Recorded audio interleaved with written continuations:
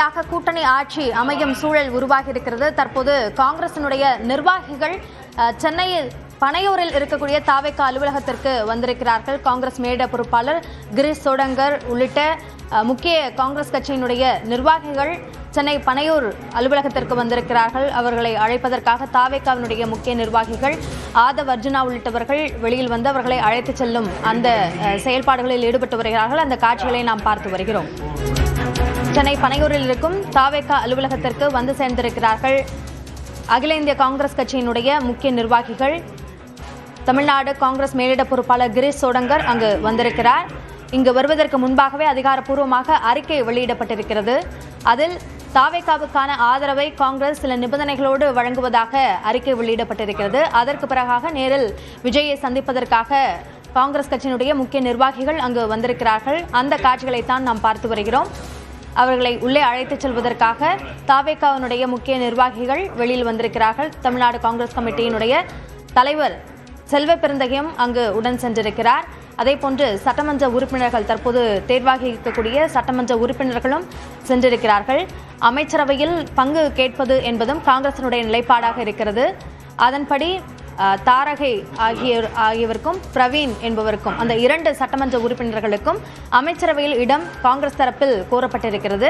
அதற்கு தாவேகா தரப்பிலும் ஒப்புதல் கொடுக்கப்பட்டிருப்பதாகவே தற்போது வரைக்குமான தகவல் வெளியாக இருக்கிறது.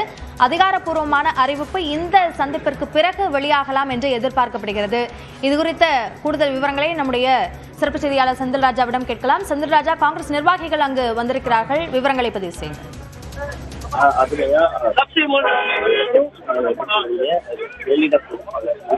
தலைமையிலான குழுவினர் தற்போது பனையூர் அலுவலகம் அடைந்துள்ளார்கள். அது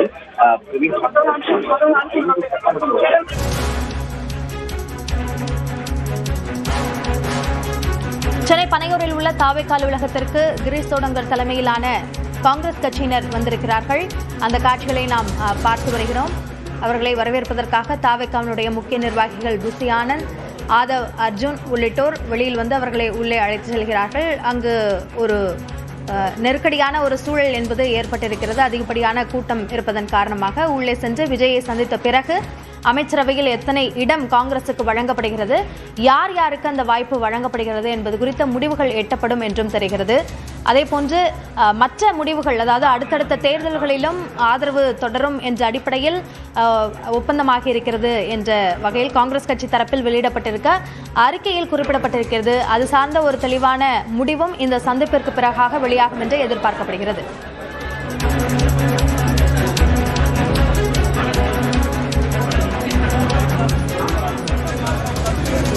தொடர்ந்து நம்முடைய செய்தியாளர் செந்தில்ராஜாவிடம் பேசலாம். செந்தில்ராஜா, இந்த சந்திப்பு எவ்வளவு நேரம் நடப்பதற்கு வாய்ப்பு இருக்கு? அபிநயா, தற்போது இந்த குழுவினர், காங்கிரஸ் கட்சியுடைய குழுவினர், கிரீஷ் சோடங்கர் தலைமையிலான குழுவினர் இங்கு வருகை தந்திருக்கிறார்கள். குறிப்பாக பனையூர் அலுவலகத்திற்கு வருகை தந்திருக்கிறார்கள்.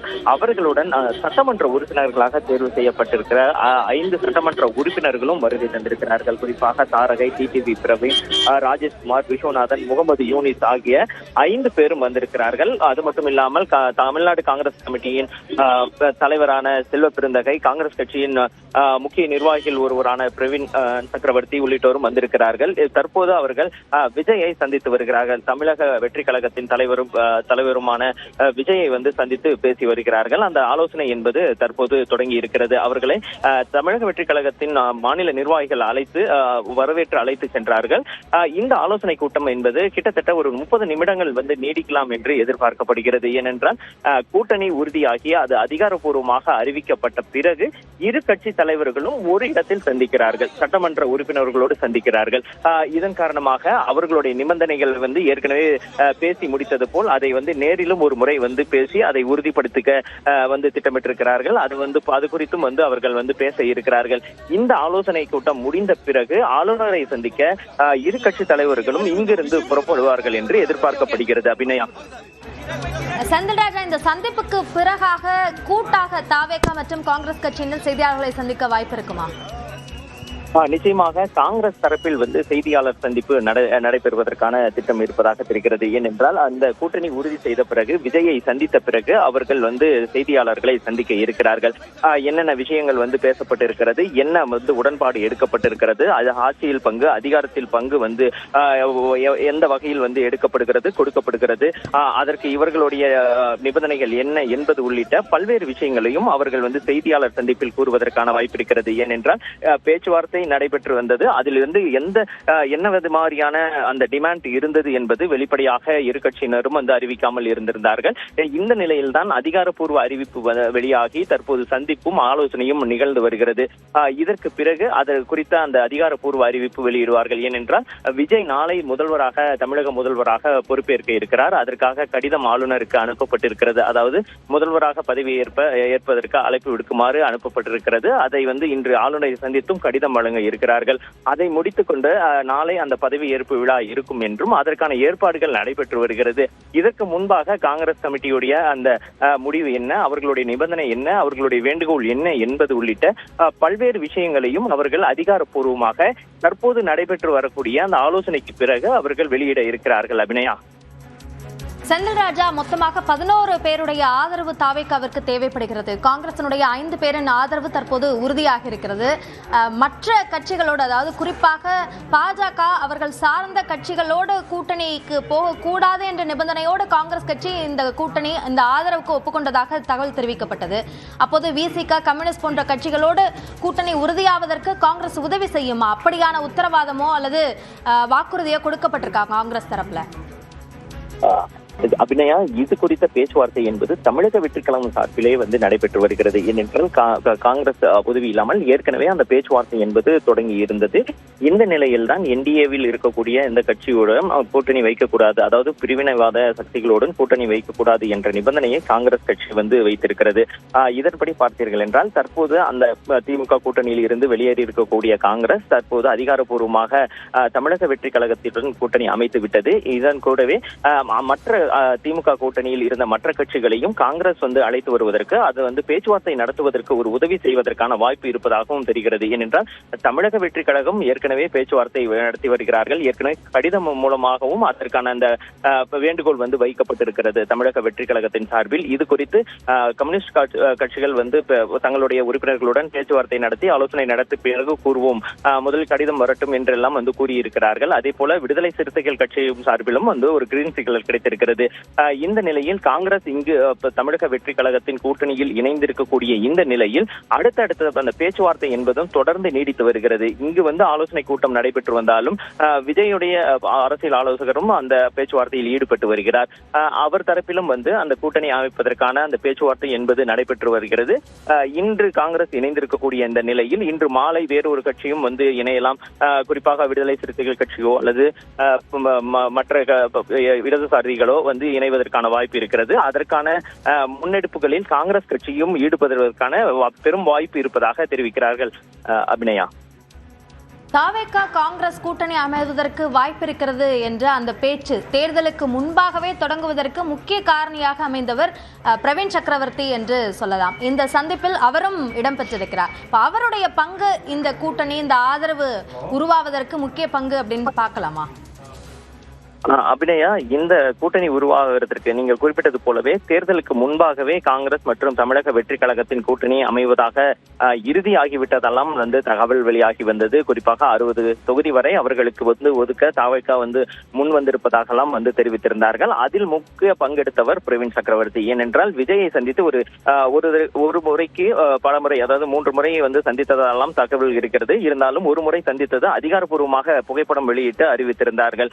தனிப்பட்ட முறையில் அவர் சந்தித்து பேசியதாக பல பேட்டிகளில் அவர் கூறியிருந்தால் கூட கட்சியின் கூட்டணி இரு கட்சிகளும் இணைவது குறித்து தான் இருவரும் பேசியிருந்தார்கள். குறிப்பாக ராகுல் காந்தி அவர்கள் மூலமாக இந்த பேச்சுவார்த்தை நடைபெறுவதாகவும் கூறி வந்தார்கள்.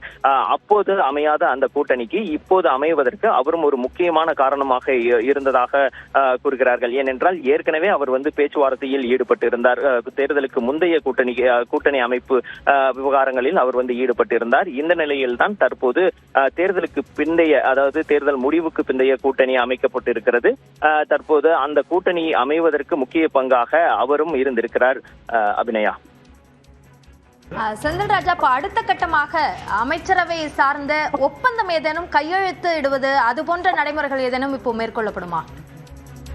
அபிநயா, இந்த ஆலோசனை முடிவில் நிச்சயமாக அதற்கான அந்த வாய்ப்பு இருக்கிறது. என்னென்ன வேண்டுகோள்கள் வைக்கப்படுகிறதோ, என்ன நிபந்தனைகள் வைக்கப்படுகிறது, என்ன உடன்பாடு எட்டப்படுகிறது என்பதெல்லாம் ஒரு ஒப்பந்தமாக கையொப்பமாகிறதுக்கு வாய்ப்பு இருக்கிறது. ஏனென்றால் இங்கு வந்திருக்கக்கூடிய குழுவில் காங்கிரசுடைய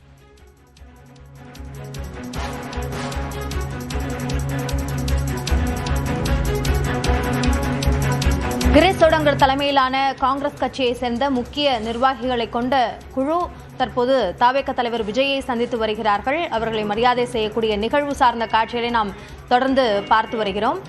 தொடர்ந்து நம்முடைய செய்தியாளர் செந்தில் ராஜாவிடம் பேசலாம். செந்தில் ராஜா, இப்போ ஒப்பந்தம் குறித்த தகவலை சொல்லிட்டு இருந்தீங்க, தொடர்ந்து சொல்லுங்க. அப்படின்னா இந்த ஆலோசனை கூட்டம் முடிந்த பிறகு இந்த உடன்பாடு இரு கட்சிகளுக்குமான அந்த உடன்பாடு கையொப்பம் என்பது கையெழுத்தாக இருக்கிறது.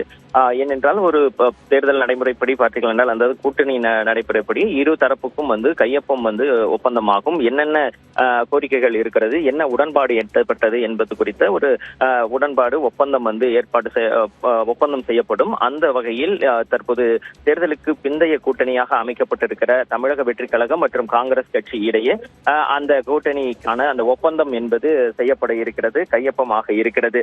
அதில் தெளிவாக ஆட்சியில் பங்கு குறித்தும் அமைச்சரவையில் இடம்பெறுவது குறித்து, அதே போல காங்கிரஸ் கட்சியுடைய நிபந்தனை, அதற்கான தமிழக வெற்றி கழகம் என்ன முடிவெடுத்து கூறியிருக்கிறது என்பது உள்ளிட்ட அனைத்து விவரங்களும் அந்த ஒப்பந்தத்தில் இடம்பெறும். இதற்கு பிறகு இந்த ஒப்பந்தம் கையெழுத்தான பிறகு அடுத்தடுத்த கட்சிகளோடு கூட்டணி அமைப்பதற்கான அடுத்த நடைமுறைகள் வருகிற மாலை, அதாவது இன்று மாலையே அதற்கான வேலைகள் இருக்கலாம் என்று கூறுகிறார்கள். அபிநயா ராஜா, குறிப்பாக காங்கிரஸ் கட்சியை பொறுத்தவரைக்கும் அடுத்தடுத்த உள்ளாட்சி தேர்தல், மாநிலங்களவை, மக்களவை தேர்தல்களிலும் கூட்டணி தொடரும் என்று அறிக்கையில் குறிப்பிட்டிருக்கிறார்கள். இதில் அடுத்த கட்டமாக இவ்வளவு இடங்கள் தான் கொடுக்க முடியும், அது போன்ற நிபந்தனைகள் இருந்தும் தாவேக தரப்பில் முன்வைக்கப்பட்டிருக்கா காங்கிரஸ் கிட்ட? இதெல்லாம் இந்த விஷயங்களில் எல்லாம் சமரசம் செய்து கொள்ள முடியாது, அது போன்ற நிபந்தனைகள் எதுவும் தாவேக தரப்புல முன்வைக்கப்பட்டிருக்கா? அபிநயா, இந்த கூட்டணி பேச்சுவார்த்தை தொடங்கிய போது பல்வேறு விஷயங்கள் விவாதிக்கப்பட்டிருக்கிறார்கள். குறிப்பாக ஆட்சியில் பங்கு எடுப்பது மட்டுமில்லாமல் உள்ளாட்சி தேர்தல் வர இருக்கிறது விரைவில், அதாவது இன்னும் ஒரு ஆண்டுக்குள் வர இருக்கிறது. அதில் மேயர் உள்ளிட்ட பல்வேறு விஷயங்கள், இடங்களை எவ்வளவு ஒதுக்கீடு செய்வது, எந்த கட்சிக்கு எப்படி உள்ளாட்சி தேர்தலில் இடம் பங்கீடு கொள்வது உள்ளிட்ட பல்வேறு விவகாரங்களையும் பேசி இருக்கிறார்கள். அது மட்டுமில்லாமல் மக்களவை தேர்தலிலும் அவர்கள் கூட்டணி அமைப்பதாக ஒப்பந்தம் செய்திருக்கிறார்கள். 29 நடைபெற இருக்கக்கூடிய மக்களவை தேர்தலிலும் இந்த கூட்டணி தொடரும் என்று அவர்கள் அறிவித்திருக்கிறார்கள். ஏனென்றால் அந்த இடம் உள்ளிட்டவை தேர்தல் சமயத்தில், அந்த உள்ளாட்சி தேர்தல் மற்றும் மக்களவை தேர்தல் சமயத்தில் பேச்சுவார்த்தை நடத்தி அதற்கான உடன்பாடு எட்டப்படும் என கூறப்படுகிறது. இப்போது வரை பார்த்தீர்கள் என்றால் இந்த தேர்தல், இந்த ஆட்சி அமைப்பது, அதற்கான அதிகாரத்தில் பங்கு எடுப்பது உள்ளிட்ட விவகாரங்கள் குறித்து தற்போது முடிவு செய்யப்படும் என்று கூறுகிறார்கள். அபிநயா, செந்தில் ராஜா, நாம் தொடர்ந்து பேசலாம்.